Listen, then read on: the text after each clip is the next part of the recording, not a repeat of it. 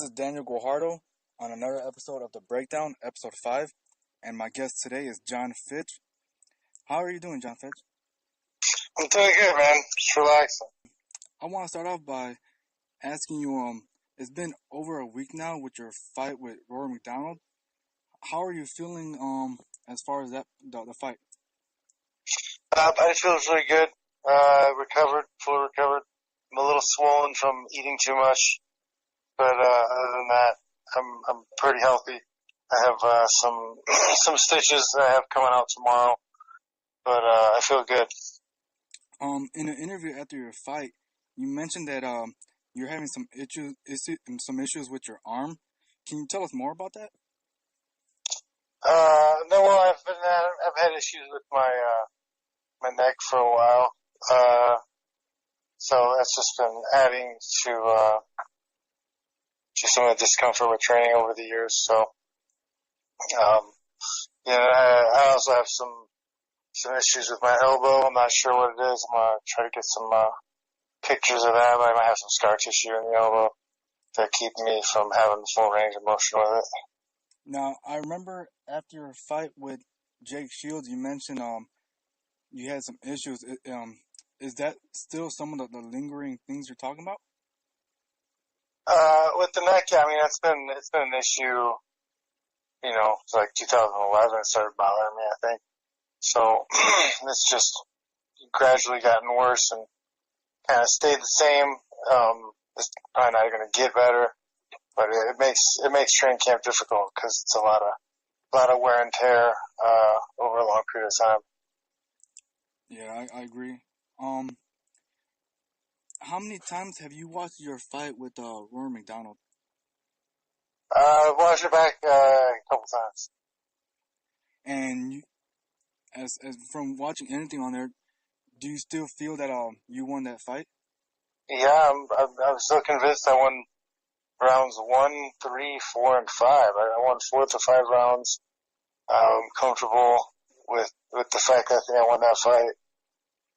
You also mentioned in your post-fight interview that you were thinking about maybe retiring. After having more time to think about it, is that still a possibility? It's possible, but I mean, I don't know. I still have to think about it.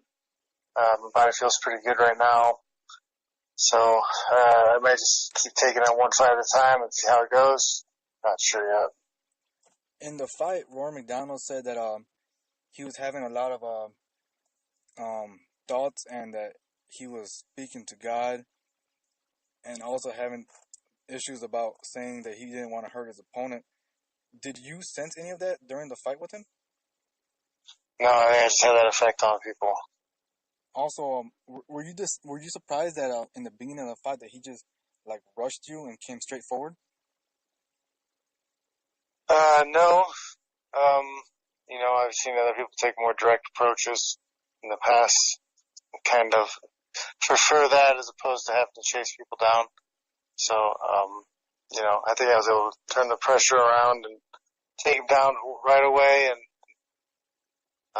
do most of the work that round. So, I think I did enough to win the fight. I'm happy with my performance. Didn't get the decision I was looking for, but what are you gonna do about it? Yeah. It was a very good fight. As I was watching it, I was just surprised about how easily you were taking him down. I think a lot of people expected it to be more of a struggle for you to take him down.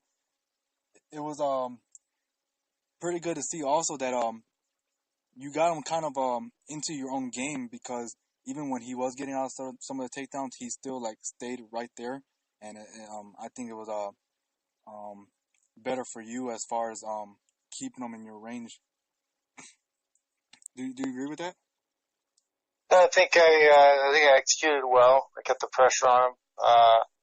And nobody's giving me any credit for fighting him southpaw at all. Nobody's brought it up. I fought him left-handed, so I'm sure that might have thrown him off a little bit. Was that part of your game plan also to fight southpaw? A little bit, yeah, because he's struggled with southpaws in the past, and it was going to be fairly simple entry keep attacking that lead leg. So, kept my job simple. Did you feel him break at some point? And if so, where would you think he did? No, I feel like I controlled pretty well from the beginning, and then he came back into the second, and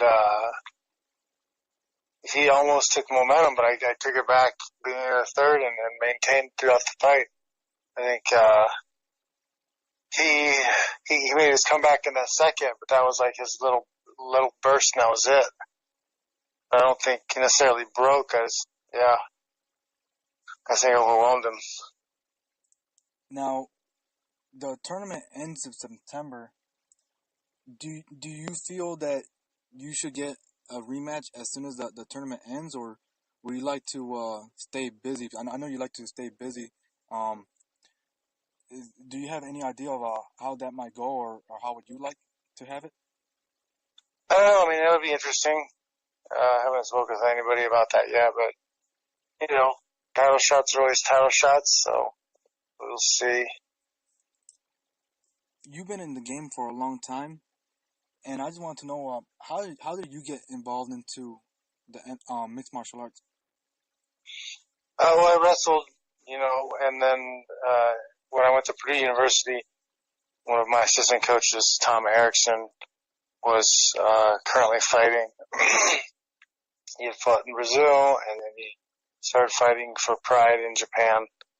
And it was just kind of like a funny thing that he did. We watched some tapes and stuff, and there's nothing I thought serious about until later on he started having guys come to town to train, like Gary Goodrich and Mark Coleman. I think, whatever was it, Wes Sims, some other guys came into town to wrestle a little bit. I think Ian Freeman came once. But, so I would just mix in and get in some workouts here and there. And then I started watching fights and started kind of becoming interested in it. And, when I started student teaching, I realized that I didn't want to be a teacher. So I was like, well, let's see what happens with this fighting thing. Let's try this out. And, within a year of kind of just playing around with the fighting thing, I got serious about it and moved to California. Started winning lots of fights.